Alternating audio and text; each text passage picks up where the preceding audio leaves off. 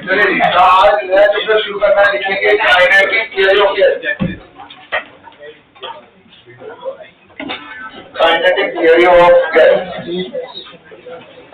Kinetic theory of gas. चलिए heading डालना है chapter name kinetic theory of gas.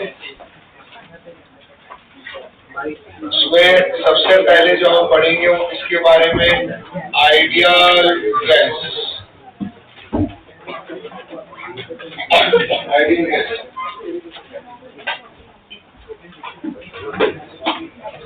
Ideal gas के बारे में डिस्कस करते हैं। आइडियल गैस के जो मॉलिक्यूल्स होते हैं, नया chapter kinetic theory of gas, पहला heading ideal gas. Ideal gas के बारे में बात करते हैं तो आइडियल गैस के मॉलिक्यूल्स के बीच में, आइडियल गैस किसको बोला जाता है, ऐसी गैस जिसके मॉलिक्यूल्स के बीच में कोई इंटरमॉलिक्यूलर फोर्स ना हो, उनके बीच में कोई अट्रैक्शन ना हो, ऐसी गैस को हम क्या बोलते हैं, मतलब उसके कौन गधा बात कर रहा है, मतलब जो गैस के मॉलिक्यूल्स है वो कंप्लीट, अरे ओ भाई नहीं तू भाई मैं वही बोल रहा हूँ, तू मुंह बंद करके बैठ। और सरदार जी आप या तो हमेशा के लिए यहाँ से चले जाइए, या फिर आप अगर आते हैं यहाँ पे तो शांति से बैठिए। परेशान हो गए हैं हम आपसे, ठीक है, नहीं तो अभी गदर 2 बनाने में मेरे को टाइम नहीं लगेगा।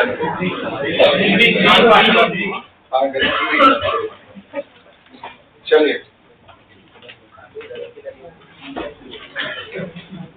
बात कर रहे थे आइडियल गैस के जो मॉलिक्यूल्स होते हैं वो कंप्लीटली जो है एकदम हमारे साधु मॉलिक्यूल्स है, ना किसी से प्यार है ना किसी से नफरत है, वो ऐसे मॉलिक्यूल्स को जो है वो ऐसी गैस को हम क्या बोलते हैं, आइडियल गैस। लिखिए there is no inter ideal gas, पहले हेडिंग आ गई उसमें पहला पॉइंट लिखिए, there is no intermolecular force of, there is no intermolecular force between the gas molecules, between the gas molecules.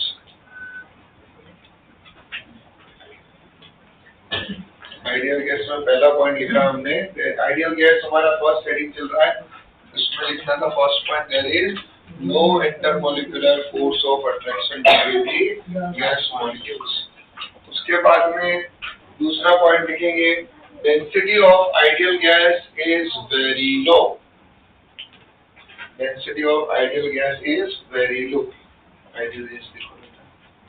Density of ideal gas is very low. मतलब ideal gas की density काफी लो होती है, मॉलिक्यूल्स काफी दूर दूर रहते हैं, पास पास नहीं रहते हैं। क्या रहते हैं मॉलिक्यूल्स? दूर दूर। काफी मॉलिक्यूल्स जो है वो क्या है, दूर दूर रहते हैं, है ना। जो मॉलिक्यूल्स काफी दूर दूर रहेंगे तो उनके बीच में ना प्यार होगा ना ना टकरार, है ना प्यार होने वाला है ना टकरार, वो मॉलिक्यूल्स दूर दूर रहते हैं, इसलिए उनके बीच में कोई इंटरमॉलिक्यूलर फोर्स ऑफ अट्रैक्शन और रिपल्शन नहीं होता है। तीसरी बात, आइडियल गैस उसको बोलते हैं जो सारे गैस लॉ को फॉलो करेगा। तो लिखो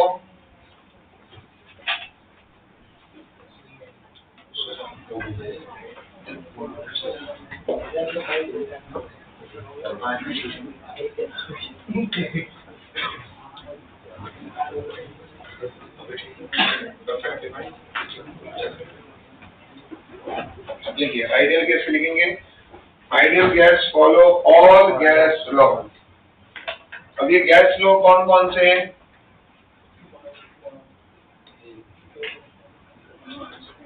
बीटी, सीपी, जीवी। याद रखने का तरीका बीटी, सीपी, तो बीटी, सीपी, जीवी से क्या मतलब आ रहा है? बीटी मतलब बॉयल्स लॉ में टेम्परेचर कांस्टेंट। क्या है बॉयल्स लॉ में? Temperature constant. लोग भूल जाते हैं कि इसमें क्या कांस्टेंट, इसलिए सीधा अपन ने याद रखने का देखने क्या बीटी, सीपी। बॉयल्स लॉ में टेम्परेचर कांस्टेंट, चार्ल्स लॉ में यूसेज लॉ में। तो बॉयल्स लॉ में हमने साफ बोल दिया है कि क्या कांस्टेंट रहेगा? टेम्परेचर। टेम्परेचर कांस्टेंट रहेगा। तो आइडियल गैस की इक्वेशन में पता ही है क्या होती है? आइडियल गैस की इक्वेशन, आइडियल गैस की इक्वेशन क्या है? PV equal to NRT. अगर तेरा टेम्परेचर कांस्टेंट रहेगा तो क्या बोल सकता है तू? PV equal to constant. Temperature constant रहता है तो क्या बोल सकता है? PV equal to constant. आप देख लीजिए ना, टेम्परेचर कांस्टेंट है तो पीवी इक्वल टू एनआरटी, तीनों ही कांस्टेंट, तो पीवी इक्वल टू कांस्टेंट आ गया। पीवी इक्वल टू कांस्टेंट मतलब उसका लिख सकते हो P1 equal to P2V2। Clear है? अगर हम ग्राफ बनाए प्रेशर और वॉल्यूम के बीच में, किसके बीच में? तो ग्राफ हमें क्या मिलेगा? Rectangular hyperbola. कौन बोला? Rectangular hyperbola. जो ग्राफ बनेगा वो क्या बनेगा? हमारे रेक्टेंगुलर हाइपरबोला बनेगा। ठीक है, यहाँ तक क्लियर है?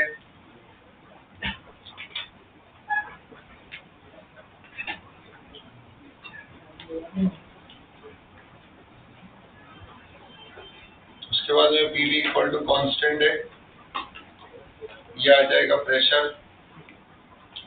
ये पीवी इक्वल टू क्या आएगा? कांस्टेंट।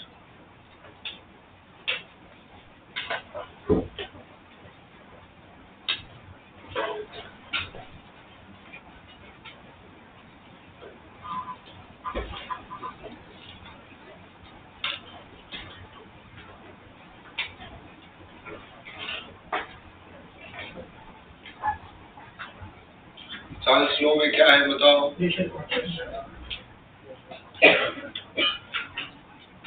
कांस्टेंट है। अगर ये प्रेशर अगर कांस्टेंट रहा तो प्रेशर कांस्टेंट रहेगा तो V is directly proportional to क्या रहने वाला है? टेम्परेचर। वॉल्यूम डायरेक्टली प्रोपोर्शनल क्या रहेगा? टेम्परेचर के। वॉल्यूम डिवाइड बाय टेम्परेचर किसके इक्वल रहेगा? कांस्टेंट के। ग्राफ बनाएंगे तो क्या आएगा यहाँ पे? V बाय T का ग्राफ बनाएंगे T के साथ, वो V बाय T क्या आने वाला है? कांस्टेंट ही आने वाला है। ये लीजिए, और वॉल्यूम और टेम्परेचर के बीच में ग्राफ बनाओगे तो स्ट्रेट लाइन आने वाला है। क्या आएगा? Straight line. क्लियर है? थर्ड जो आता है हमारा वो कौन सा लॉ है?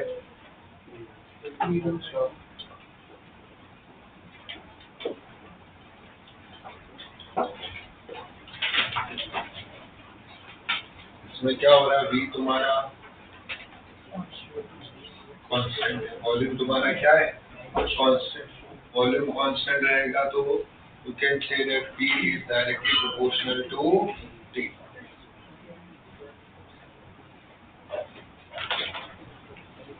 वॉल्यूम तुम्हारा कांस्टेंट रहेगा तो क्या होगा? V is directly proportional to T।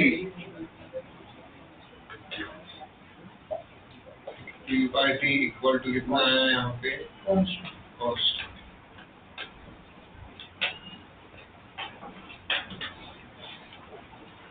T के साथ बनाएंगे स्ट्रेट लाइन।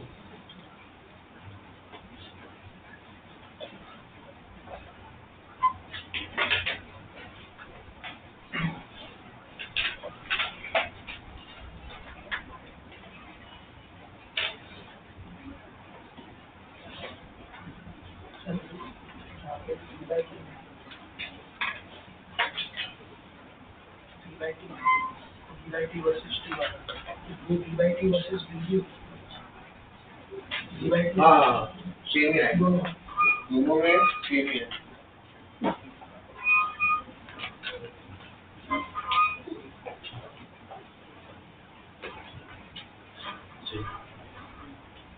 तो वैसे ही उधर ही होगा। हाँ यहाँ भी निशान हाँ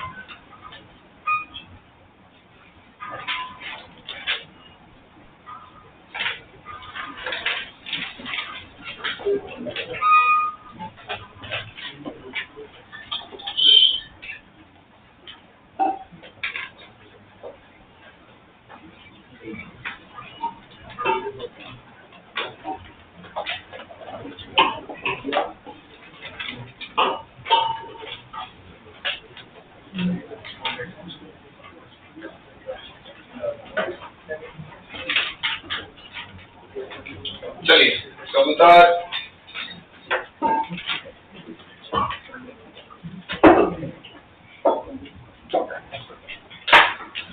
चलिए आगे बढ़ेंगे।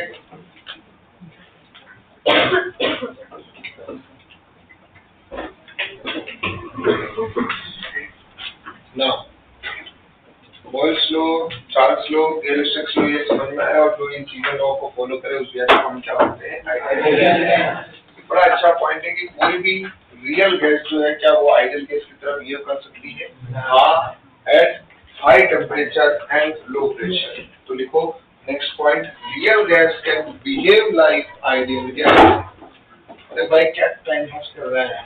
Real gas can behave like a ideal gas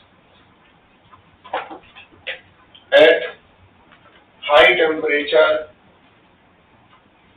and low pressure.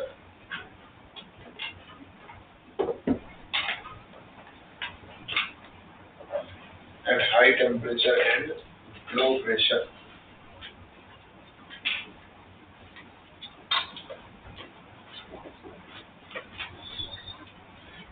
Real gas can behave like a ideal gas at high temperature and low pressure. Clear है? दूसरा पॉइंट लिखो। यहाँ तक क्लैरिटी आई है? अब जो काइनेटिक एनर्जी होती है वो किसका फंक्शन होती है? टेम्परेचर। जितना ज्यादा टेम्परेचर बढ़ाओगे उतनी ज्यादा काइनेटिक एनर्जी बढ़ेगी। पोटेंशियल एनर्जी किसका फंक्शन होती है? Intermolecular forces. देखो kinetic energy is a function of temperature and potential energy is a function of intermolecular force.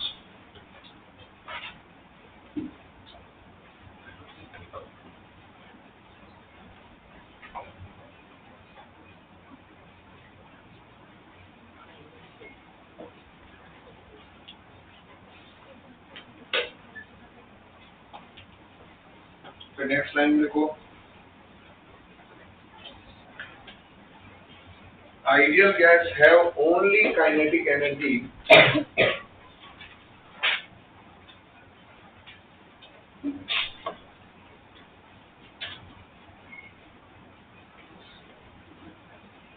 ideal gas have only kinetic energy,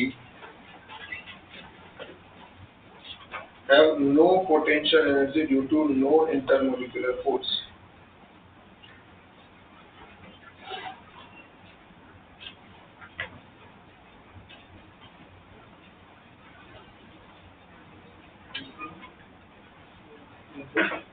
no intermolecular force. No intermolecular force.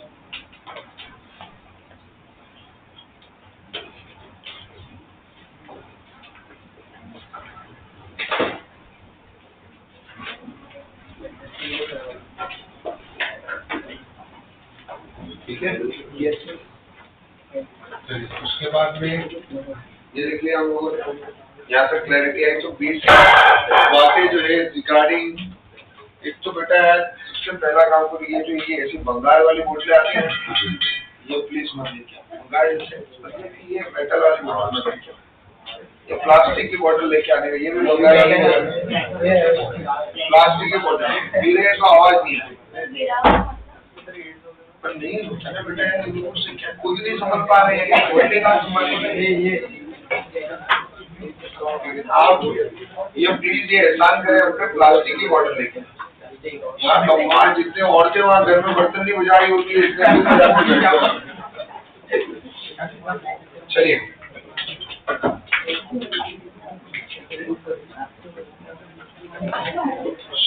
बोतल नहीं समझ रहे तो उनसे आगे जाके क्या होने वाला है। चलिए आगे बढ़ते हैं हम लोग। नेक्स्ट, अब हम आइडियल गैस इक्वेशन पे थोड़ा गंभीर डिस्कशन करते हैं कि क्या है आइडियल गैस इक्वेशन, है ना। तो नेक्स्ट लिखना है हेडिंग आइडियल गैस इक्वेशन।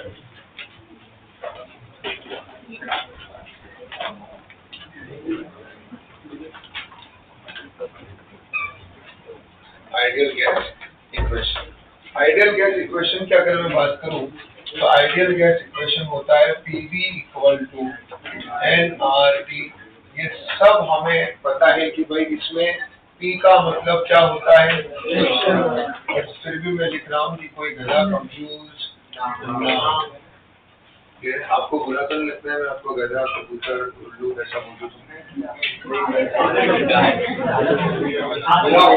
तो जब आपको कुछ इंसान बोले तो बुरा माने, अगर आपको कोई इंसान बोल रहा है तो बुरा माना, तो हम नहीं है क्यों हमें बोलते हैं।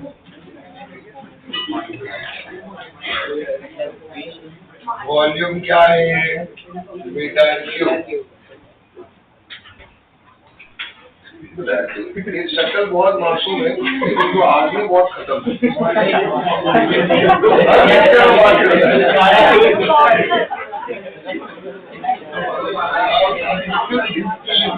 इसका मतलब क्या है यहाँ, नंबर ऑफ मोल्स।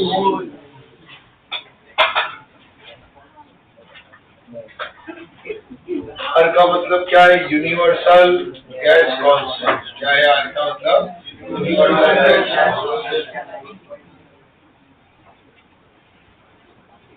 और इस यूनिवर्सल गैस कांस्टेंट का वैल्यू होता है 8.314 जूल पर मोल केल्विन, और लिख सकते हैं नियरली 25/3 जूल पर मोल केल्विन, और हम इसको लिख सकते हैं नियरली 2 कैलोरी पर मोल केल्विन। मीटर कहाँ से आ रहा है, क्लियर है यहाँ तक?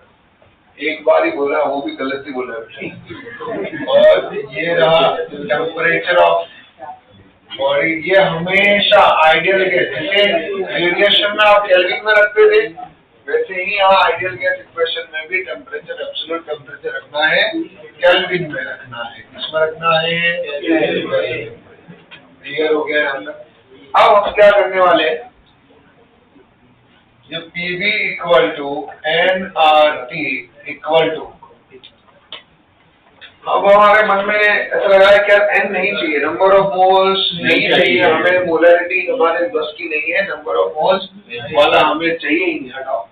नंबर ऑफ मोल्स को हम रिप्लेस कर रहे हैं नंबर ऑफ मॉलिक्यूल्स से। कैसे, नंबर ऑफ मोल्स की जगह आप क्या यूज कर रहे हो, नंबर ऑफ मॉलिक्यूल।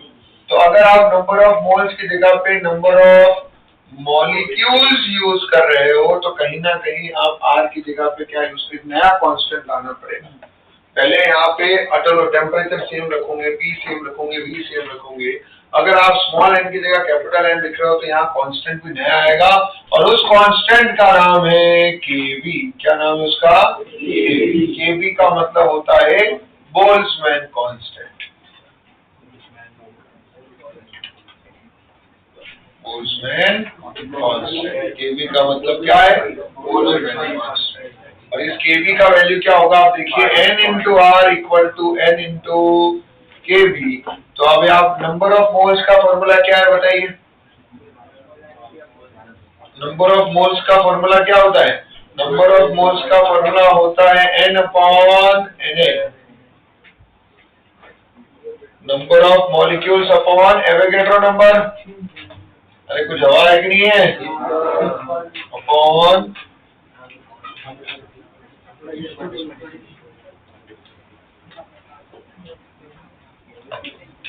और जिसका वैल्यू होता है कुछ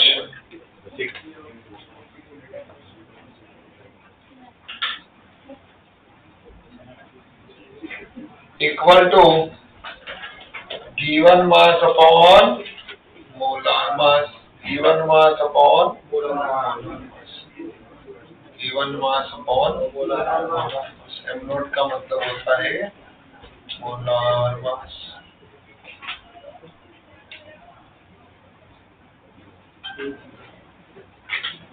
given mass upon molar mass, clear, ठीक है। गिवन मास अपॉन क्या आ चुका है, मोलार मास हमने रख दिया है। अब यहाँ पे यहाँ से एक फॉर्मूला यहाँ पुट करेंगे, स्मॉल एन की जगह पे क्या आएगा देखो,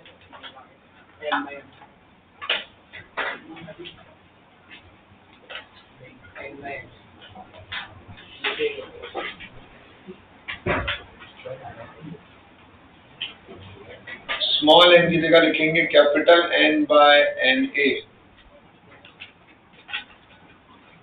into R equal to N into K B. N से एन उड़ गया तो के बी का वैल्यू आ रहा है आर अपॉन एन। आर का वैल्यू कितना है, 8.3146.02 into 10 to the power 3। Divide करेंगे 6.02 से तो ये आता है 1.38 into 10 to the power 23 joule per kelvin. तो बोल्ट्जमैन कांस्टेंट का -23 बोल्ट्जमैन कांस्टेंट हमारे कांस्टेंट का वैल्यू आ चुका है 1.38 into 10 to the power -23 joule per kelvin.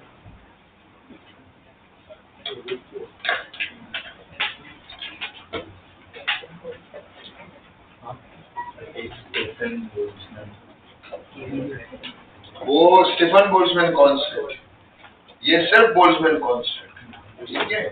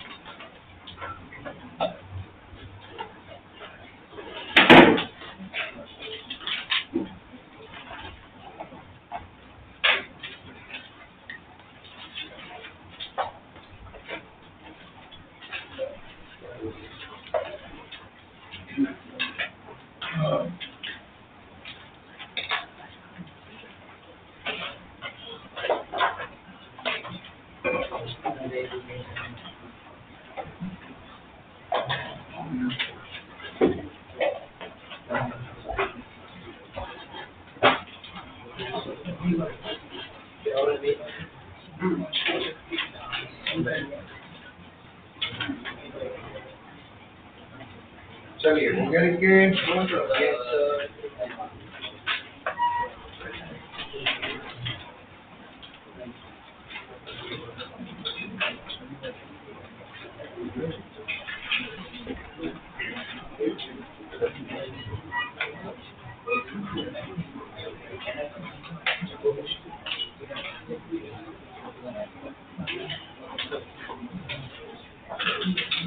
Okay, चलिए यहाँ तक क्लियर हो गया।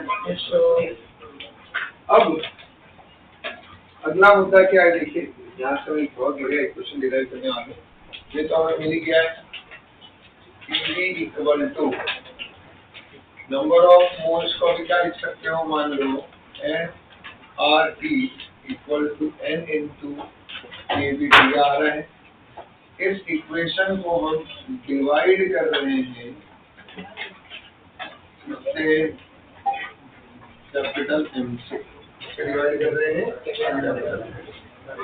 इक्वेशन को हम डिवाइड कर रहे हैं इससे कैपिटल एम से हम divide.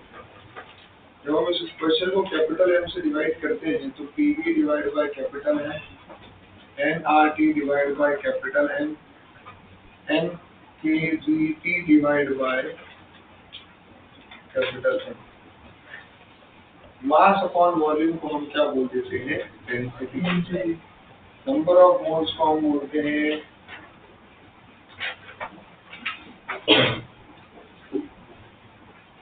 N into K B T equal to, ये एम कैपिटल एम का मतलब होता है गिवन मास। क्या है कैपिटल एम का मतलब, यह जगह है। और इस गिवन मास को हम चाहे तो बोल सकते, गिवन मास मतलब मास ऑफ द गैस, और mass of the gas is consist of the molecules. एक मॉलिक्यूल का mass into number of molecule कर दो तो क्या हो जाएगा, total mass of the gas आएगा।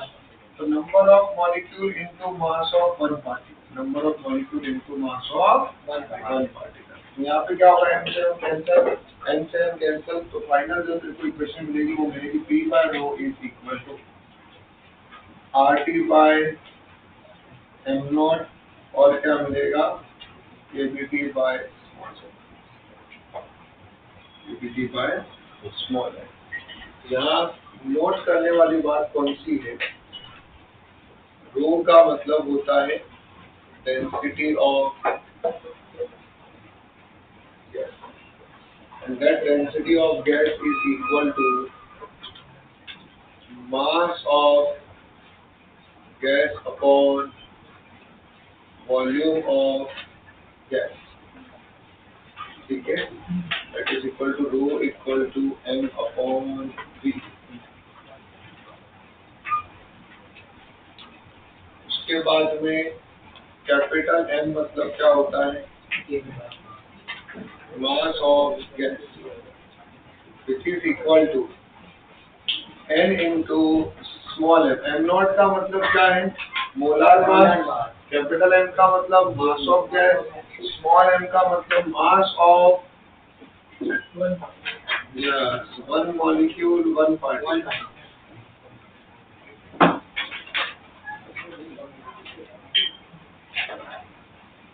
इनका मतलब नंबर ऑफ मॉलिक्यूल्स, ठीक है अंकल लोग। और ये जो मैंने जिस पे दिल बनाया है काफी इंपॉर्टेंट इक्वेशन है, ठीक है ना। आइडियल गैस तो जैसे होती है, साथ में ये वाली इक्वेशन भी काफी काम आने वाली इक्वेशन है, फटाफट।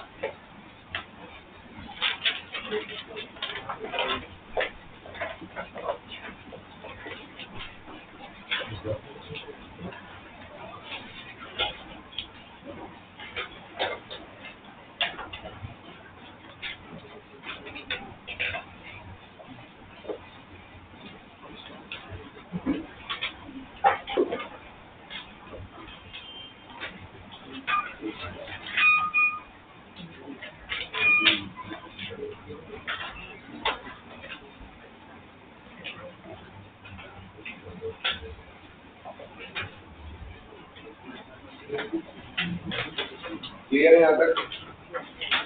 अब नेक्स्ट स्टडी डालेंगे assumptions of kinetic theory of gases.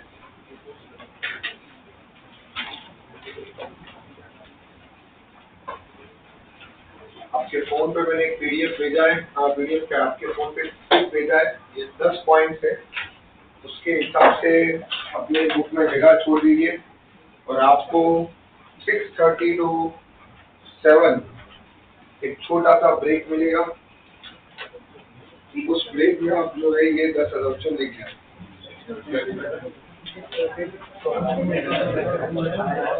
Mayank sir का लेक्चर जो है सौरभ सर लेंगे 5:30 to 6:30 और 6:30 to 7 जो है आपको ब्रेक मिलेगा, ठीक है। तो और 7 बजे डॉट बोनस सर जो है आपका लेक्चर चालू कर देंगे। तो आपके पास में आधे घंटे के ब्रेक में आप क्या करेंगे वो मैं देखे जाऊंगा। ये 10 लाइन जो दे दिया है इसको लिखने में 5 मिनट लगेंगे और 2-4 क्वेश्चन और दिए। चलिए, सांस लेने तक का समय नहीं देंगे आपको, टेंशन मत लो। अब हो गया ये लिख के सब? Assumption of kinetic theory of gases, almost 8 page है, तो उसके अकॉर्डिंग आप लाइंस जो है वो छोड़ सकते हैं। ऑलमोस्ट 1 पेज है।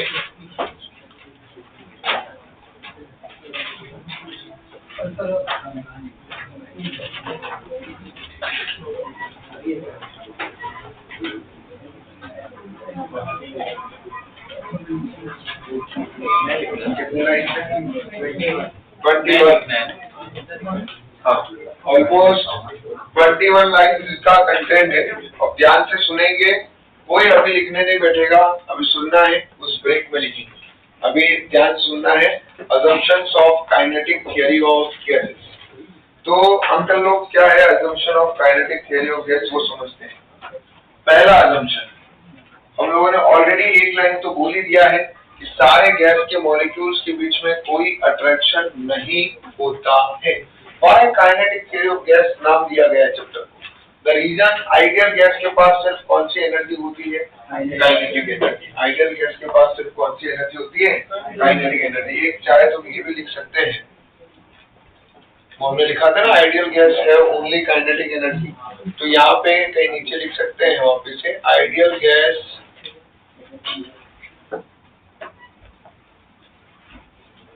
have only kinetic energy in form of, इसी डेरिवेशन के नीचे एक लाइन में आइडियल गैस है ओनली काइनेटिक एनर्जी, या कहीं पे भी वहां जो पॉइंट लिखे वहां लिख दो आइडियल गैस है only kinetic energy in form of translatory kinetic energy, rotational kinetic energy और vibrational kinetic energy. Ideal gas have only kinetic energy in form of translatory kinetic energy, rotational kinetic energy और vibrational kinetic energy। इसी को continue करते हैं। In form of translatory, rotational और vibrational। तो ये kinetic energy तीनों फॉर्म में हो सकती है, ट्रांसलेटरी भी हो सकती है, रोटेशनल भी हो सकती है और वाइब्रेशनल भी हो सकती है।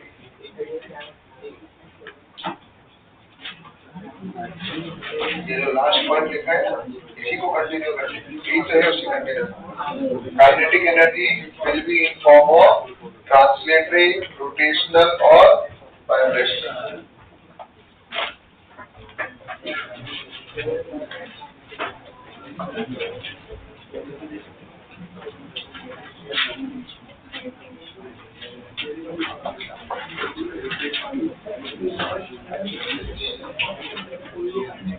ठीक है, हाँ।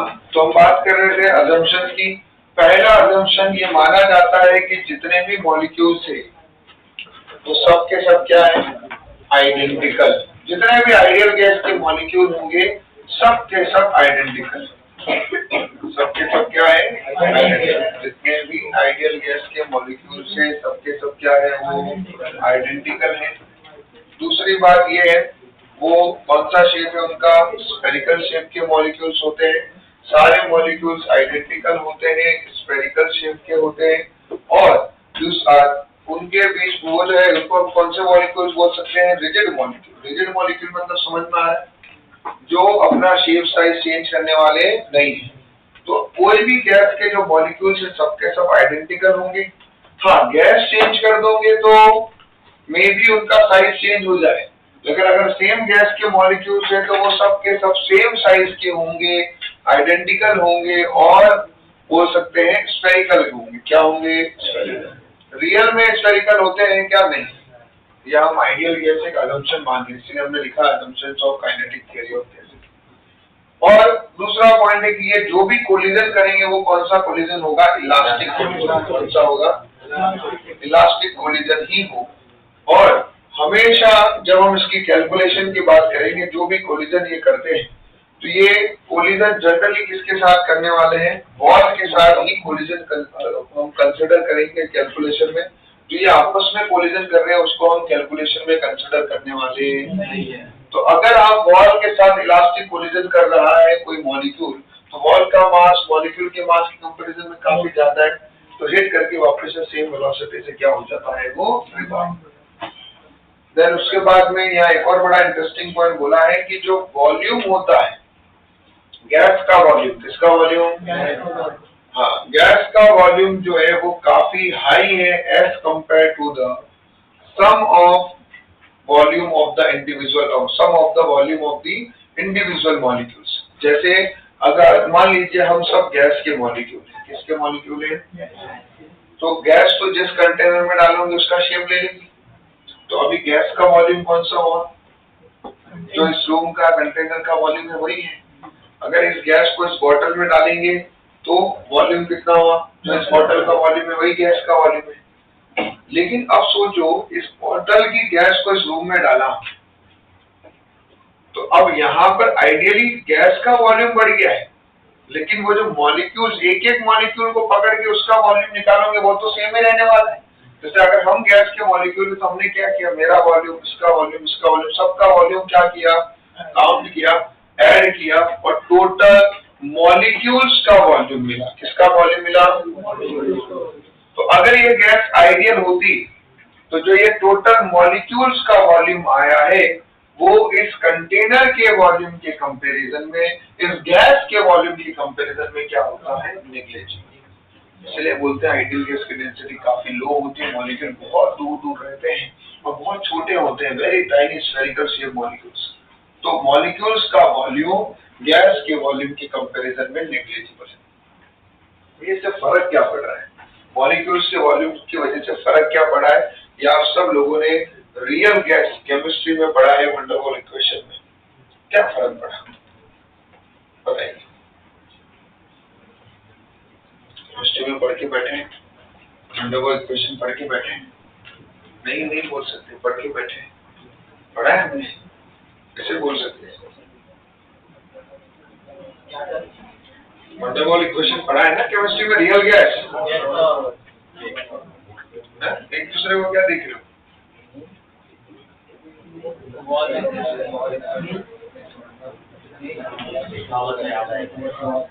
अरे वंडर वॉल इक्वेशन पढ़ा है हमने, कैसे बात है? रियल गैस नहीं पढ़ा हमने। कंप्रेसिबिलिटी फैक्टर आता है उसके अंदर, रियल गैस पढ़ा ही पढ़ा है। तुम्हारी पैसे है जिसने नहीं पढ़ा। वंडर वॉल फोर्सेस नहीं बोल रहा हूँ।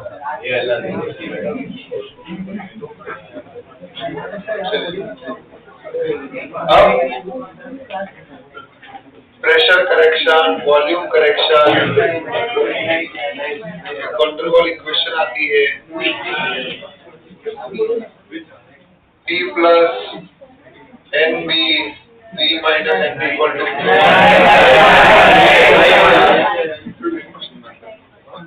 चलो अब तो बेसिकली आइडियल गैस इक्वेशन के अंदर ही अगर हम बात करें, PV equal to nRT equation होती है हमारे पास, ये तो सुना है? ये सुना है। इसमें ये V जो है हम हमेशा बोलते हैं this is volume of gas. क्या बोलते हैं? Volume of gas. But ideally this is the free space है। ये क्या? वॉल्यूम ऑफ फ्री स्पेस, मतलब जहां बॉडी फ्रीली मूव कर सके, जहां वॉल्यूम मॉलिक्यूल्स क्या कर सके? फ्रीली मूव कर सके। अभी के केस में क्या मैं मॉलिक्यूल्स के वॉल्यूम को गैस के वॉल्यूम की कंपैरिजन में नेग्लेक्ट कर सकता हूँ क्या? नहीं कर सकता हूँ। अगर ये अभी देखो इतने सारे मॉलिक्यूल, तो मेरे लिए फ्री स्पेस कितना हुआ मूव करने के लिए? ये वाला पार्ट, ये वाला पार्ट, और अगर मैं हो सकता हूँ तो ये ऊपर वाला पार्ट। मेरे यही है कि गैस तो सब जगह जा सकती है, तो यही मेरे लिए फ्री स्पेस है। तो अगर मैं रियल गैस होती, रियल गैस की बात करूंगा, उसमें मुझे इक्वेशन लगाना है, तो मुझे क्या करना पड़ेगा? ये फ्री स्पेस का वॉल्यूम चाहिए, तो मुझे क्या करना पड़ेगा? जो वॉल्यूम होगा उसमें से मॉलिक्यूल्स के वॉल्यूम को सब्ट्रैक्ट करना पड़ेगा। आइडियल गैस में करने की जरूरत, क्योंकि आइडियल गैस में मॉलिक्यूल्स का वॉल्यूम गैस के वॉल्यूम के कंपैरिजन में नेग्लिजिबल है, तो वो पूरे गैस के कंटेनर में किधर भी आराम से फ्रीली मूव कर सकता है, वो एक दूसरे के पास में आते नहीं। तो ये इसीलिए जो है वो जनरली सब लोग रटवाते हैं, लेकिन इसका एक्चुअल मीनिंग ये होता है। हमें लगता है this is the volume of gas, but ये क्या है? Volume of the free space, मतलब जहां पर वो फ्रीली मूव कर पा रहे हैं गैस के मॉलिक्यूल, एक दूसरे के पास उन्हें नहीं आ रहे। तो इसीलिए बोला जाता है कि आइडियल गैस में ये अजम्पशन ही मान लिया है कि जो गैस का वॉल्यूम है वो मॉलिक्यूल्स के समेशन ऑफ टोटल वॉल्यूम जो है उससे काफी ज्यादा होता है, इसलिए मॉलिक्यूल्स का वॉल्यूम नेग्लेक्ट कर दिया जाता है और हमेशा हम यहाँ पर वॉल्यूम ऑफ गैस ही लेते हैं। दूसरी बात, एक तो ये क्लियरिटी आ गया हमें। अब क्या हो रहा है? यहाँ पे आएगा मॉलिक्यूल, इससे टकराएगा, उसके बाद में इससे टकराएगा, फिर इससे टकराएगा। तो यहाँ पर ये क्या हो रहा है? मॉलिक्यूल्स यहाँ पे दो सक्सेसिव, पहला कोलिजन दूसरा कोलिजन, इन दो कोलिजन के बीच में मॉलिक्यूल कैसे मूव किया होगा? स्ट्रेट लाइन में कांस्टेंट वेलोसिटी के साथ मूव किया। तो ये जो पाथ था इसको हम क्या बोलेंगे? Free path. क्या बोलेंगे? Free path. तो free path 1, free path 2, free path 3 ऐसे दिख रहा है हमारे को। फिर हम इसको क्या करेंगे? जितने भी फ्री पाथ हमें मिले उनको ऐड करके divide by number of collision करेंगे तो मीन फ्री पाथ मिलेगा। क्या मिलेगा? तो मीन फ्री पाथ का मतलब होता है average distance travel between the successive collision is known as the mean free path. इसको हम डिटेल में भी पढ़ेंगे लास्ट में, इस चैप्टर के एंड में। बहुत इंपॉर्टेंट टॉपिक है, इसका एक फॉर्मूला भी बनेगा। तो मीन फ्री पाथ का मतलब होता है कि जो मॉलिक्यूल्स के बीच, दो सक्सेसिव कोलिजन के बीच में जो मॉलिक्यूल फ्रीली मूव करता है, स्ट्रेट लाइन में मूव करता है, कांस्टेंट वेलोसिटी के साथ मूव करता है, उसको हम बोलते हैं free path.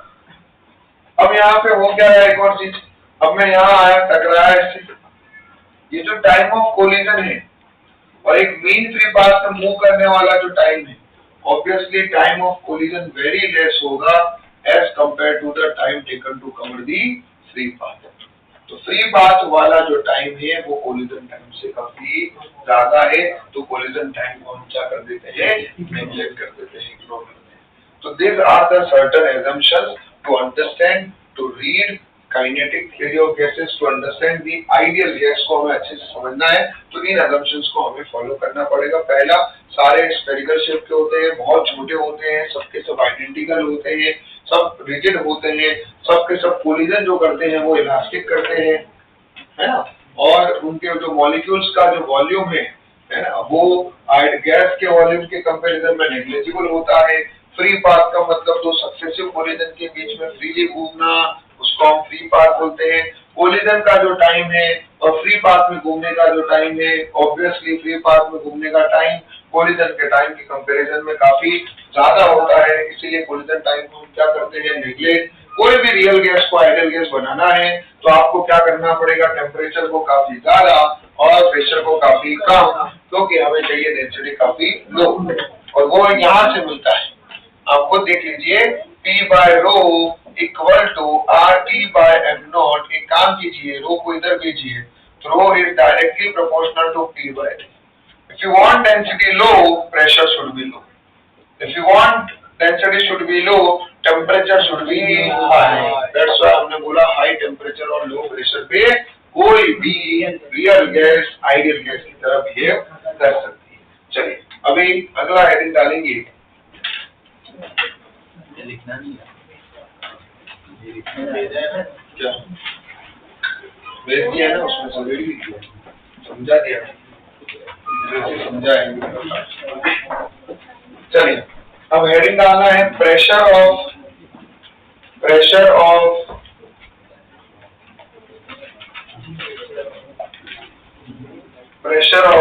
Gas.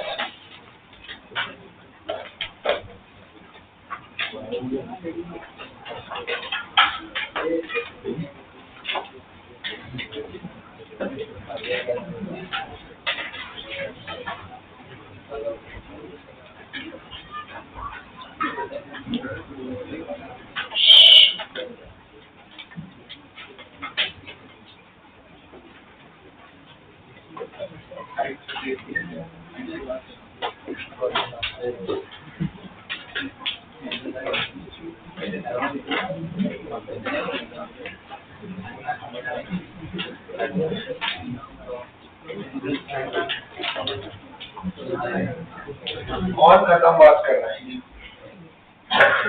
Pressure of gas.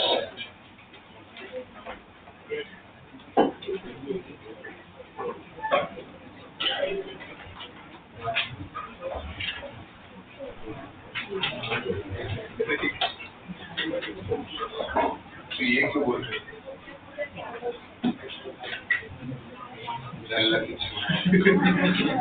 चलिए प्रेशर ऑफ गैस एक बहुत इंपॉर्टेंट डेरिवेशन है, 4 मार्क में आने वाला बोर्ड्स का बहुत इंपॉर्टेंट डेरिवेशन हम कवर करने वाले हैं। तो लिख देना है ऊपर, इस चैप्टर में से अगर एक डेरिवेशन आता है तो वो यही आएगा, इसके अलावा और कोई नहीं। Important derivation with respect to board और टोटल 4 मार्क का डेरिवेशन है। आधा घंटा इस पूरे डेरिवेशन को कराने में लगेगा, तो दिल थाम के मुंह बंद करके बैठे। चलिए लिखिए, लाइन शुरू कीजिए। पहला point, consider an ideal gas, consider an ideal gas is filled in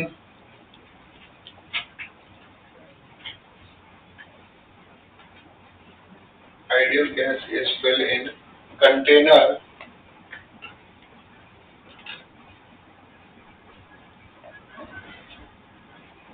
consider an ideal gas is filled in container। Next line में लिखना fill in कंटेनर। कंटेनर के ब्रैकेट में लिख देना क्यूबिकल कंटेनर। कौन सा कंटेनर है? Cubical container.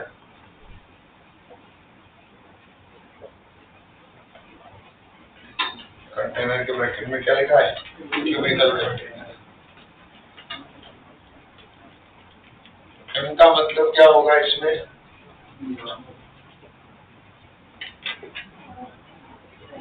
Mass of gas, ठीक है। V का मतलब वॉल्यूम ऑफ गैस, और कंटेनर बोलो दोनों ही सेम होगा, और कंटेनर का वॉल्यूम होता है L क्यूब। कंटेनर का वॉल्यूम कितना है? L क्या है इसका मतलब? Side length.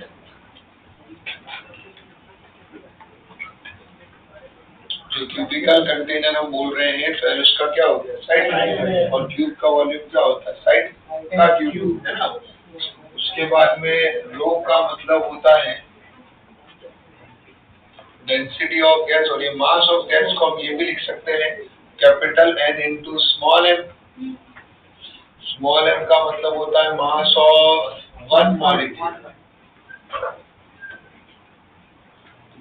Mass of one molecule, और कैपिटल N तो हमें पता ही है number of molecule.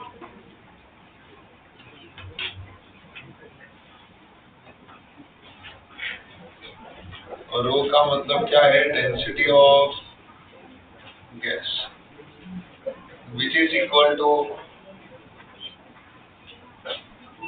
Mass upon volume. Mass को लिखा जा सकता है capital N into small m upon L cube, ठीक है।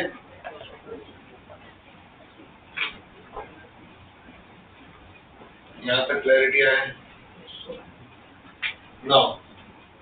अब उसके बाद ये तीन चीजें हमने लिख दी है, मास लिख दिया है, वॉल्यूम लिख दिया है और डेंसिटी के बारे में हमने लिख दिया है। अगला जो पॉइंट आता है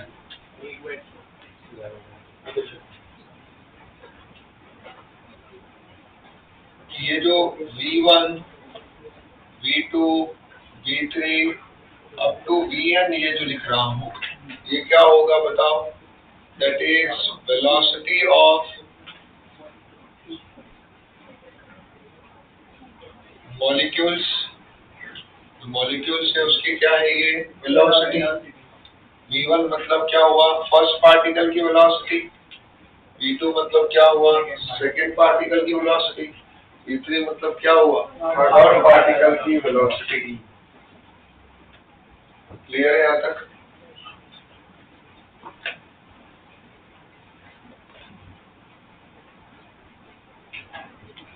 अगर मुझे इसी को वेक्टर फॉर्म में लिखना है, किस फॉर्म में लिखना है? That is Vx I cap, Vy j cap, Vz k cap. इसको मुझे किस फॉर्म में लिखना है? वेक्टर फॉर्म में। तो Vx I cap plus Vy j cap plus Vz k cap. ठीक है, इस केस में दैट इज Vx1, Vy1 और ये हो गया Vz1। इसका मैग्नीट्यूड निकालेंगे तो क्या आएगा? अंडर रूट ऑफ Vx1 का स्क्वायर, Vy1 का स्क्वायर, Vz1 का स्क्वायर। सिमिलरली आप इसे मॉलिक्यूल 2, मॉलिक्यूल 3 का भी कर सकते हैं। यहाँ तक हमें क्लैरिटी आई है बढ़िया से। आपको इस डेरिवेशन में निकालना क्या है अंकल लोग बताइए? प्रेशर। प्रेशर क्या निकालना है? भाई हमें निकालना क्या है वो तो पता होना चाहिए ना यार। हम निकालने क्या बैठे हैं? प्रेशर। हमें निकालना है प्रेशर। अब प्रेशर कैसे निकालेंगे भाई? प्रेशर का फॉर्मूला क्या है? Force upon area. Force upon area. बहुत अंकल ने एकदम सही आंसर दिया है, फोर्स अपॉन एरिया। फोर्स कैसे निकालेंगे बताओ?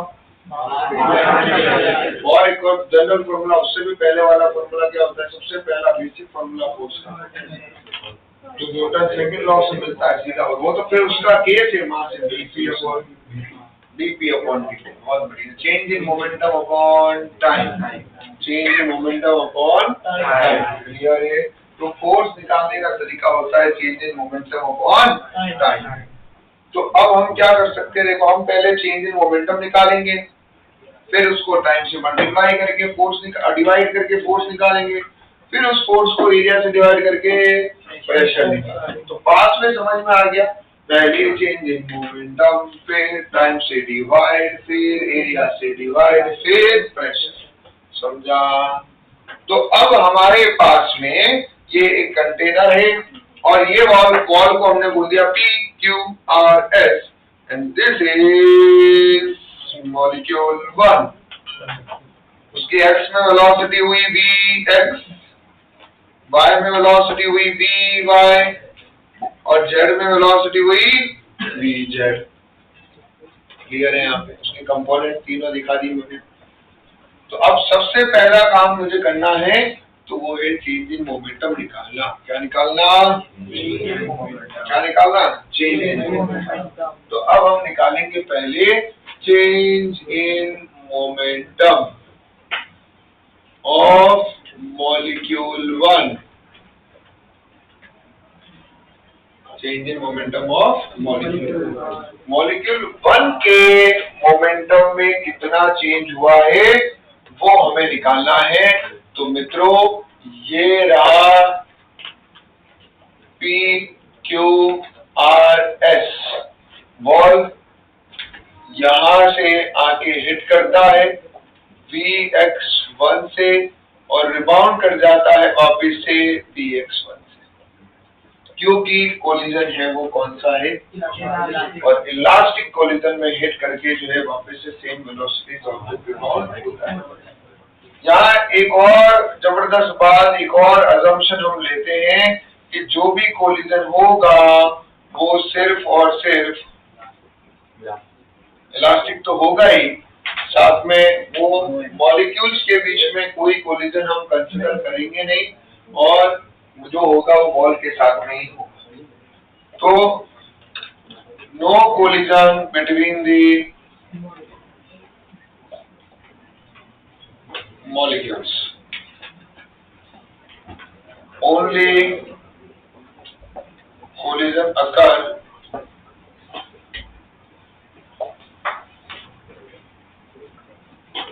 between molecule and wall.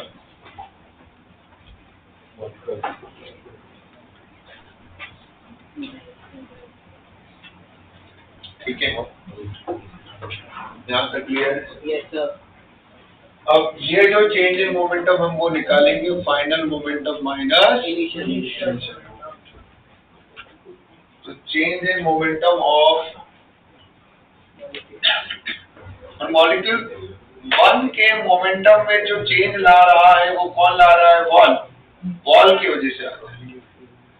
तो फाइनल होगा एम बी, अगर इनिशियल पॉजिटिव है तो फाइनल क्या होगा? नेगेटिव, अपोजिट डायरेक्शन में है, minus V X one minus m into Vx, that is minus 2m into Vx1। Clear है? यहाँ तक समझ में आया? फिर न्यूटन ने एक बहुत गहरी बात बोली। उससे पहले ये सोचो कि आपको प्रेशर किस पे लगाना है? गैस का प्रेशर किसके ऊपर? कंटेनर की वॉल पे। तो प्रेशर लगा वॉल पे, तो फोर्स भी लगना चाहिए वॉल पे। मोमेंटम में भी चेंज, वॉल पे फोर्स लग रहा है तो वॉल पे फोर्स लगने से मोमेंटम भी चेंज किसका होना चाहिए? वॉल का। हमने निकाला किसका है? हमें निकालना किसका है? तो हमें न्यूटन की बात याद आए कि भाई every action have equivalent reaction, every action have equivalent. जितना हम सर को परेशान करेंगे उतना ही बाद में हम एक फर्जी कंपनी में जाएंगे तो हमारा बॉस हमें परेशान करेगा। ये हमारे जो है न्यूटन ने बोला है उसकी थर्ड लॉ। तो अब यहाँ पर एज पर Newton third law, change in momentum of wall due to, ये कौन सी डायरेक्शन में चल रहा है? ये होगी X direction. Due to molecule 1 in x direction is equal to negative of change in momentum of molecule 1 in x direction। तो ये माइनस माइनस क्या हो गया भाई? ये plus 2m into we x. चलिए ये तो हमारा काम हो गया, चेंज इन मोमेंटम मिला। अब मुद्दा आ रहा है किसका? टाइम। किसका आ रहा है? टाइम। अब हो क्या रहा है? ये मॉलिक्यूल आया, आराम से यहाँ पे हिट किया, हिट करके रिबाउंड किया, और बीच में हम मान रहे हैं कि कोई मॉलिक्यूल्स के साथ कोलाइड होने वाला नहीं है, तो वापस इधर जाएगा, इधर जाकर वापस इससे हिट करेगा, वापस क्या होगा? रिबाउंड, और वापस जाके हिट करेगा। तो शायद एक सेकंड में वो बहुत बार वही मॉलिक्यूल हिट कर रहा है उस वॉल से। यस और नो? तो अब यहाँ पर एक, जैसे नहीं होता कि अगर हम बुलेट, हम लोग मशीन गन लेके आते तो एक बुलेट नहीं लग रही, उस पर N number of bullet hit कर रही है, तो हम बोलते थे एक सेकंड में कितनी बुलेट हिट की। तो वैसे ही यहाँ पर हमें अगर टाइम लेना है, और अगर मान लीजिए हमने टाइम एक सेकंड लिया, तो एक सेकंड में वो एक बार कोलिजन नहीं करेगा, एक सेकंड में वो n number of time collision करने वाला है। कितने बार करने वाला है? n number of times. तो हमें बताना है कि वो कितनी बार उस वॉल से हिट किया है, वो n नंबर हमें पता होना चाहिए। क्या पता होना चाहिए? हाँ, कितनी बार हिट किया। फिर उस n को हम मल्टीप्लाई कर देंगे चेंज इन मोमेंटम से, और डिवाइड कर देंगे टाइम जो कि 1 सेकेंड है, तो वहां से मुझे जो फोर्स लगा है उस वॉल पे वो मिल जाएगा। क्या मिल जाएगा? फोर्स। तो बेसिकली मुझे निकालना है कोलिजन फ्रीक्वेंसी। क्या निकालना है मुझे? Collision frequency. और कोलिजन फ्रीक्वेंसी का मतलब होता है number of collision of molecule 1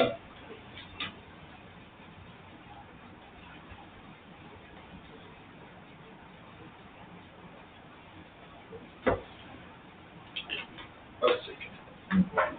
और ये कोलिजन फ्रीक्वेंसी आप कैसे निकाल पाएंगे, वो आपको निकालने का एक सिंपल टेक्निक है। एक काम करो, जो टोटल टाइम हमें लगने वाला है डिवाइड बाय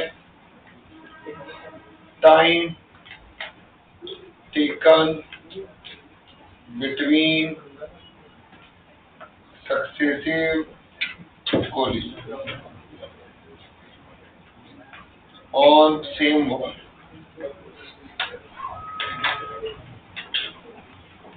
मतलब सोचो, मैं आया यहाँ PQRS पे हिट किया, यहाँ आके हिट किया और वापिस से मैं 2 सेकंड बाद यहाँ से वहां गया, वहां से आने मुझे कितना टाइम लगा? 2 सेकंड। तो अगर मैं आपसे पूछूं, बताओ मैंने 1 मिनट में कितनी बार हिट किया है यहाँ पे, तो आप क्या बोलोगे? 30 टाइम्स। कैसे किया आपने? 1 मिनट मतलब 60 सेकेंड, और एक बार कोलाइड करने में 2 सेकंड वेस्ट कर रहा है, तो इसका मतलब 30 डिवाइड बाय 2 कर दूंगा, मतलब 30 बार हिट किया है। तो वही सिस्टम होगा। वो टाइम कैसे निकाला मैंने? 2 सेकंड। तो वो टाइम निकाल रहा हूँ मैं, यहाँ से आ रहा हूँ VX1 से, फिर करके वापस से किससे आ रहा हूँ? VX1 से। तो मैंने डिस्टेंस ट्रैवल किया है L और L2L, और कितनी स्पीड से चला है? पूरे डिस्टेंस पे VX1। अब यहाँ डिस्टेंस पे नहीं लूंगा, यहाँ डिस्टेंस लूंगा, तो डिस्टेंस आ रही है 2L और स्पीड मेरी क्या हो रही है? VX1। तो डिस्टेंस अपॉन स्पीड करूंगा तो क्या मिल जाएगा? तो अगर मुझे यहाँ पे टोटल टाइम, तो चलो मैंने लिख दिया है 1 second, upon time taken between the successive collision, जो है वो कैसे मिलेगा हमें? देखो 2L by VX। यहाँ आ रहा है नंबर ऑफ कोलिजन,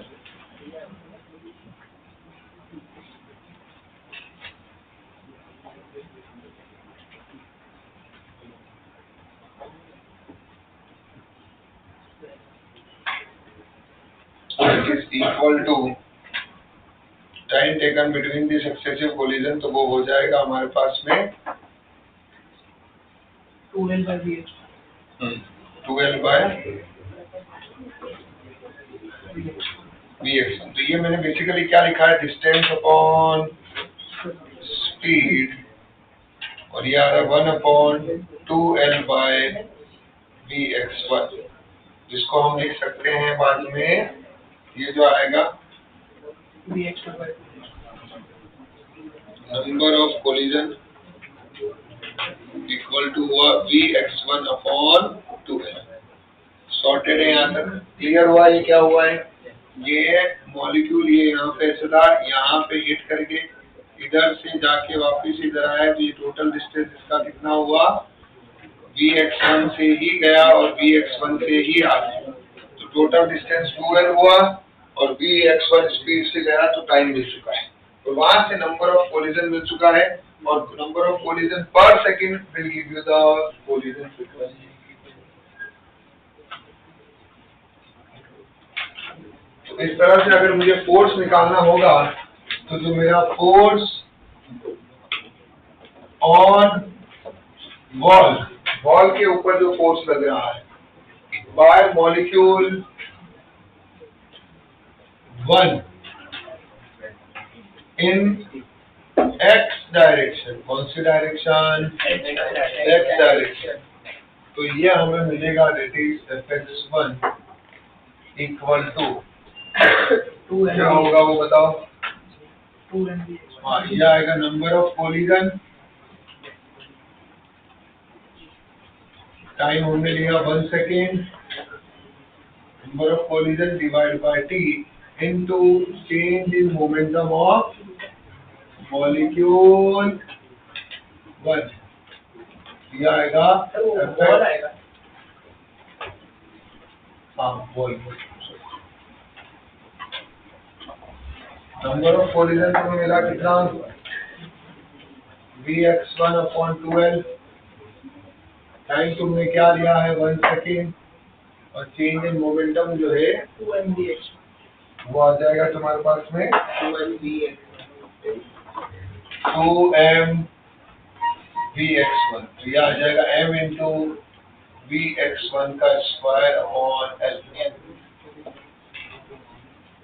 क्लियर है यहाँ तक कोई कंफ्यूजन इसके अंदर अब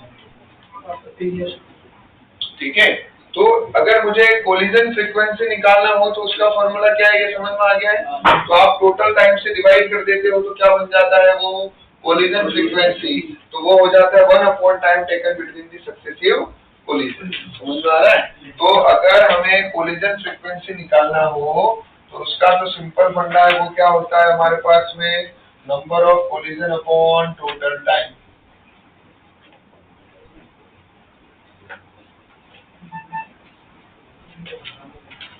उससे डिवाइड कर देने का number of collision upon total time तो टोटल टाइम तुम्हारा कितना है 1 तो आप चाहे तो इसको कोलिजन फ्रीक्वेंसी भी लिख सकते हैं क्या लिख सकते हैं कोलिजन तो दोनों का मतलब सेम ही है ठीक है कोई कंफ्यूजन इसके अंदर क्लियर है तो अगर आपने इसको कोलिजन फ्रीक्वेंसी को डिवाइड कर दिया तो टोटल टाइम बढ़ जाएगा 1 अपॉन टाइम टेकन आएगा और वहां से काम तुम्हारा हो जाएगा ठीक है इसको चाहे तो अपन भी वैसे ही लिख लेते हैं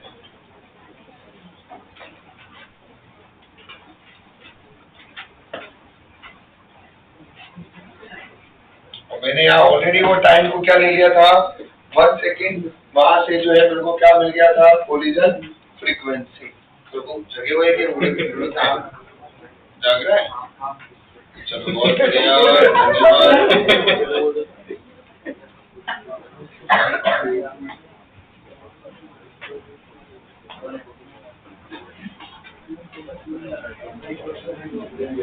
ये क्लैरिटी आ गई आप लोगों को कि इसको और सही से लिखो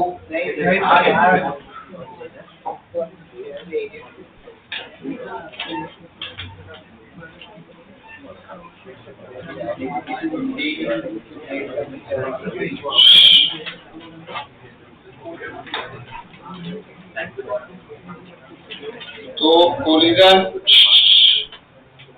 फ्रीक्वेंसी कितना हो जाएगा ये तुम्हारा कैपिटल टी था ये तुम्हारा स्मॉल टी ठीक है तो दैट इज इक्वल टू क्या हो गया सीधा लिख दूं मैं 1 अपॉन टी टोटल टाइम से डिवाइड करूंगा तो टी से टी कैंसिल और ये 1 अपॉन टी टी का वैल्यू कितना है अभी हमने देखा वो 12 अपॉन Vx1 तो ये आया Vx1 अपॉन 12 ठीक है कोई कंफ्यूजन इसके अंदर और ये कैसा है ये भी क्लैरिटी आ गया ये यहाँ से यहाँ तक का L यहाँ से यहाँ तक का है ठीक है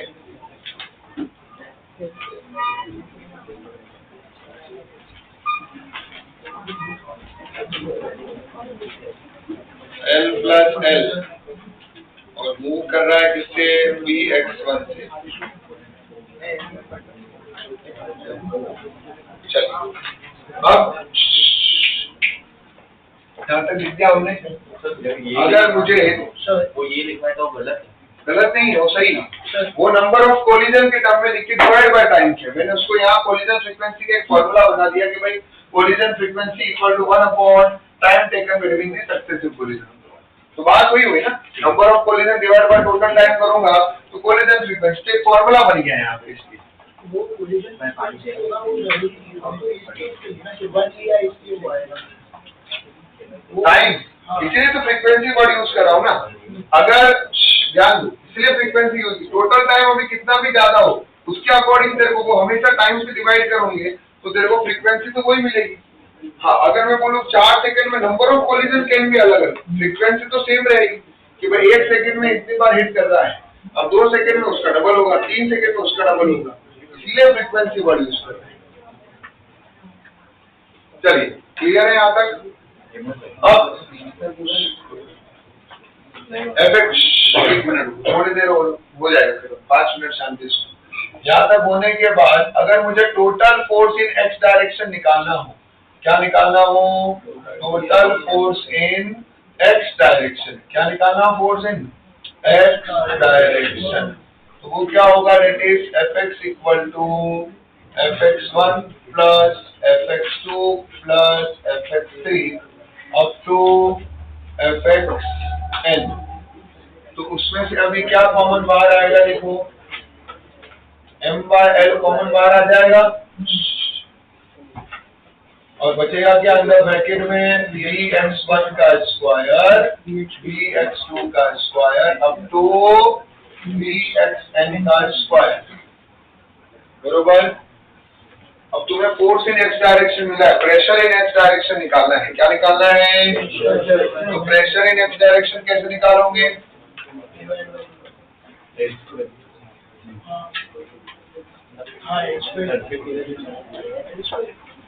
That Px equal to Fx upon area. बरोबर। एरिया क्या है तुम्हारे पास में? L square P Q R S का। तो ये L स्क्वायर और ये L मिलके क्या बन जाएगा? L cube. मेरे पास में Px का फॉर्मूला आएगा m upon L cube Vx1 का स्क्वायर Vx2 का स्क्वायर अप टू Vxn का स्क्वायर। ये सिमिलर, ये हमें मिला प्रेशर कौन सी डायरेक्शन का? एक्स डायरेक्शन का। सिमिलरली हम प्रेशर कौन से डायरेक्शन का निकालेंगे?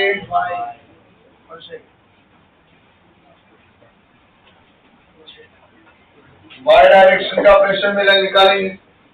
That pressure is equal to m upon L cube Vy1 का स्क्वायर Vy2 का स्क्वायर अप टू Vyn का स्क्वायर।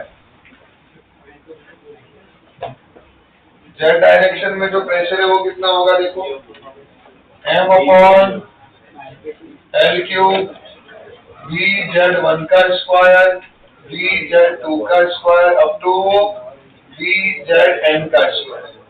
तो x का प्रेशर, y का प्रेशर और z का प्रेशर तीनों ही हमें मिल गया। अब यहाँ पास्कल ने एक बड़ी गहरी बात बोली, जितना x में प्रेशर होगा उतना ही y में होगा और उतना ही z में होगा। पहले समझ लो, लिखने में मत लगे पड़े हो। 4 मार्क का डेरिवेशन ही इतना बड़ा डेरिवेशन है, नहीं तो रटते बैठोगे गधों की तरह।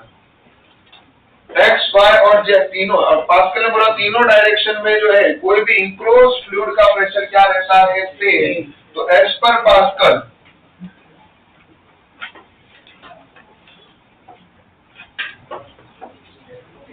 Px is equal to Py is equal to Pz is equal to P।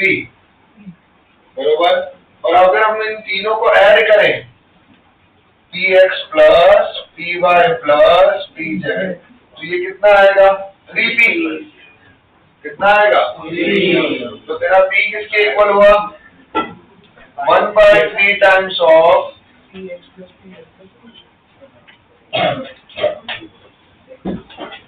तो P इक्वल हुआ 1/3 times of Px plus Py plus Pz। तो थोड़ा दिमाग लगाओ। That pressure of gas P is equal to, तीनों को ऐड करो, m upon L cube common बाहर आ जाएगा। फिर आप देखो Vx1 का स्क्वायर Vy1 का स्क्वायर Vz1 का स्क्वायर को क्या लिख सकता हूं मैं? V1 का स्क्वायर, है ना। इन सारे x कंपोनेंट का स्क्वायर, y कंपोनेंट का स्क्वायर, z कंपोनेंट का square will give you the magnitude का स्क्वायर। सिमिलरली V2 का स्क्वायर, सिमिलरली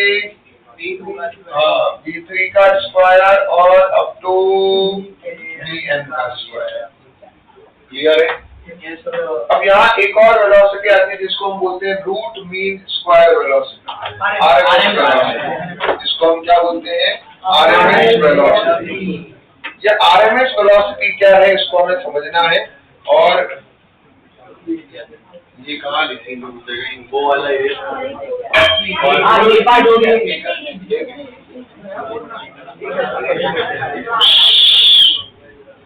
नहीं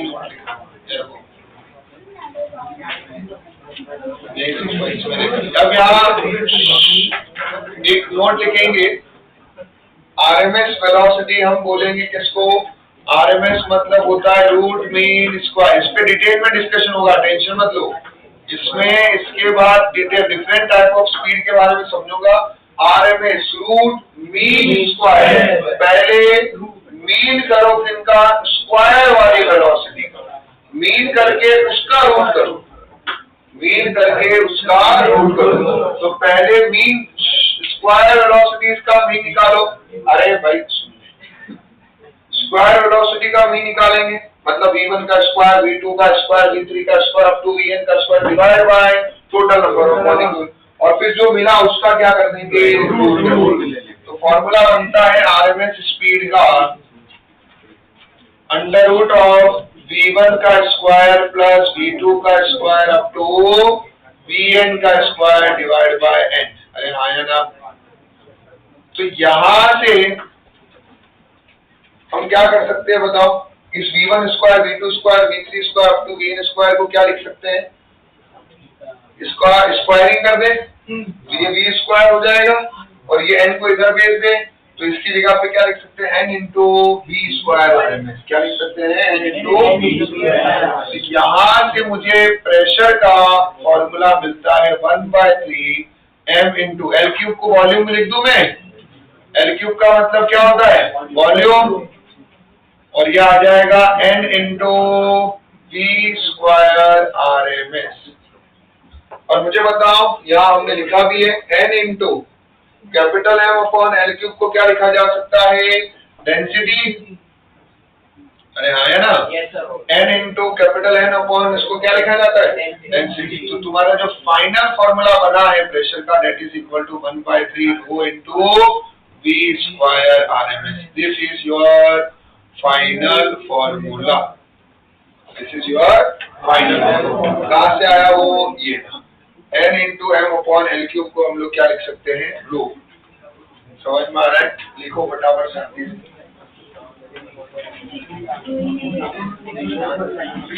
सब दिख रहा है और वही नहीं दिख रहा, फाइनल फॉर्मूला ही सबसे नीचे है। थोड़ा सा जगह सेटलमेंट नहीं हो पाया, ये नोट में है, ये सबसे इम्पोर्टेंट है। ये समझा यहाँ पे, ये nm अपॉन एल क्यूब को, nm अपॉन एल क्यूब को डेंसिटी आप यहाँ पे लिख देना साइड में, वहाँ पे nm अपॉन एल क्यूब को हमने डेंसिटी लिखा है, वो यहाँ पे लिखा हुआ, पता लगा वहां तक तो भूल ही गए तुमने कहाँ से आए, ठीक है। nm अपॉन एल क्यूब को डेंसिटी लिखा है, डेंसिटी ऑफ लिख लीजिए फटाफट।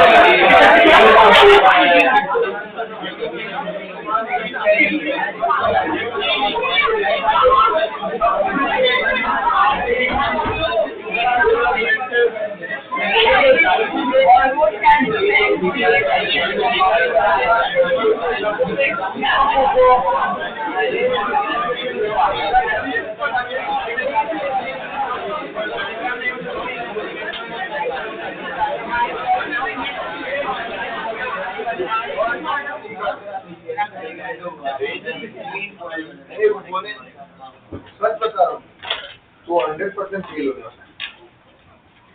तो टाइम पास करते रहे बेटा, देखो 1% सीरियसनेस नहीं है। बोर्ड्स के डेरिवेशन को भी तो ध्यान से नहीं पढ़ना चाहिए। तू और वो तेरा दोस्त नहीं, दोनों भगवान ही बचाएंगे, भगवान या चीटिंग बस। या तो तुम इधर उधर से वो कुछ छाप के वहाँ पे लास्ट मोमेंट में पास हो गए तो बहुत ठीक है, लेकिन तुम्हारी खुद की नीयत तो है नहीं।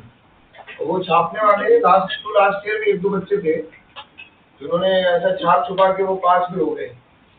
उस दिन किस्मत थी उनके, बच गए, नहीं तो पकड़ में आ गए होते तो सीधा ही आपको बोर्ड के एग्जाम से सस्पेंड कर देते हैं। आपको बता दूं, है ना, अगर आप पकड़ में आ गए तो बोर्ड के एग्जाम से सस्पेंड हो जाता है, और वो लिखा हुआ भी आता है आपकी मार्कशीट के अंदर। तो आपकी करियर में हमेशा के लिए वो एक रहता है क्वेश्चन कि आपने वहाँ पे आपको सस्पेंड किया गया बोर्ड के एग्जाम से। साल तो गया जो गया। दूसरी बात, चलो मान लो तुम आज कैसे भी करके तुम बहुत होशियार है चीटिंग करने में, या तुम पास हो भी गए, तो वो लोग कॉलेज में जाके उनका पूरा ईयर बैग लगा है, क्योंकि जो इंसान को फ्री में खाने की आदत हो जाती है तो फिर बाद में डाइजेस्ट नहीं होता है। फिर कुछ ना कुछ जब सही में लोड आता है ना थोड़े, तो पूरे साल की बैग लगी है, 6 के 6 सब्जेक्ट में फेल हुई।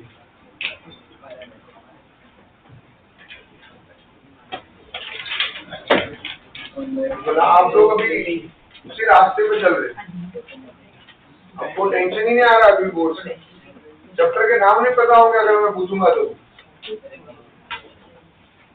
टाइम पास कर रहे हो यार, गजब का टाइम पास कर रहे हो।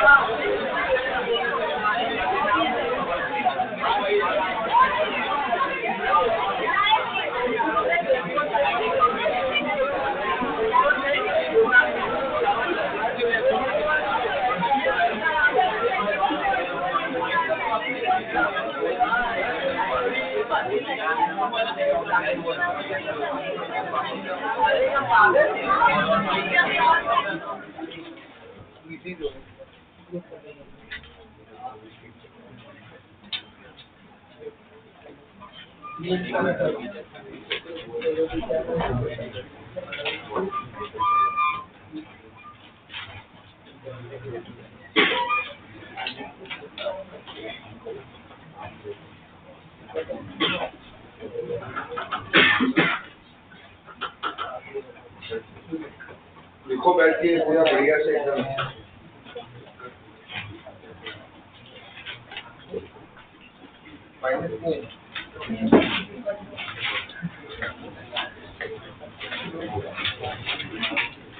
ठीक है।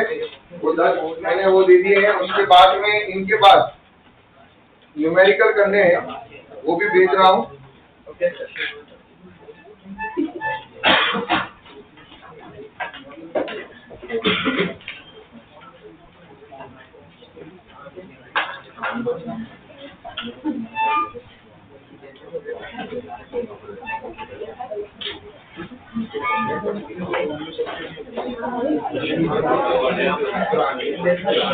आपके पास आधे घंटे का कंटेंट आ चुका है।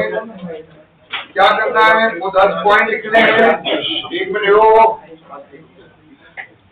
एक तो हमने पॉइंट किए 10-11 पॉइंट वो लिखने हैं। उसके बाद में मैंने 3-4 छोटे-छोटे क्वेश्चन भेजे हैं, वो सॉल्व करने हैं। Clear clear. लास्ट के 2 question Dalton pascal pressure law तो पढ़ा है, एवोगैड्रो लॉ पढ़ा है, हाँ उस पे है वो दोनों। अगर नहीं पढ़ा हो तो मैं अगले लेक्चर में वो भी लिखवाऊँ कि पढ़ा है।